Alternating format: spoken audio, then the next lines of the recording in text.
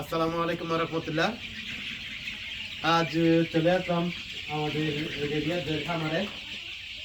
রিয়াদ ভাই নতুন পথে খামার দিতে, আলহামদুলিল্লাহ রিয়াদের জন্য সবাই দোয়া করবেন। তো ছোট থেকে কিন্তু বড় হতে হয়, আসলে মানুষ কিন্তু বড় হয়ে আর ছোট হয় না, এরকম না।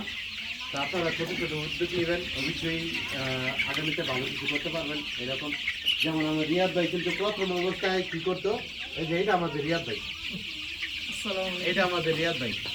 হ্যাঁ, রিয়াদ ভাই প্রথম 8-10টা মুরগি নিছে এরকম, তারপরে নিছে 10-12টা হাঁস, একটা গরু। এখন কিন্তু আলহামদুলিল্লাহ রিয়াদ ভাইয়ের সব কিছুই মোটামুটি আছে পরিপূর্ণ। রিয়াদ ভাই, আপনি এখন বর্তমানে কি কি করতেছেন বলেন তো? বর্তমানে এই যে অনেক মুরগির সাথে আছি, আর হাঁসও আছে, চীনা হাঁস আছে। চিনাল হাঁস আছে। চীনা হাঁস এই 1.5 বছর ধরে বলতেছি চীনা হাঁস। এদিকে ক্যামেরা একটু ভালো করে ধরেন, রিয়াদ ভাইকে যেন বোঝা যায়।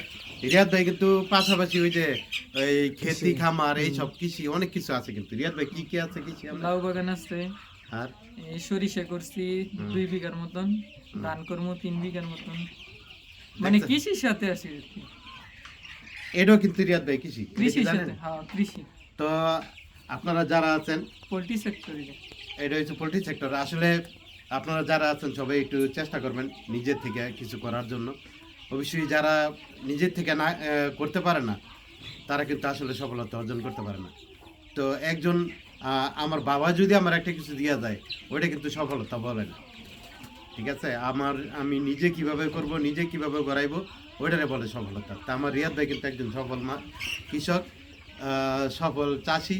আমি রিয়াদ ভাইয়ের মতো আমি নিজেও হতে চাই। ঠিক আছে, দোয়া করবেন ইনশাল্লাহ। আপনার রিয়াদ তা ভাই। আপনারাও রিয়াদ ভাইয়ের মতো হওয়ার চেষ্টা করবেন। এই রিয়াদ ভাইকে অসংখ্য ধন্যবাদ রিয়াদ ভাই।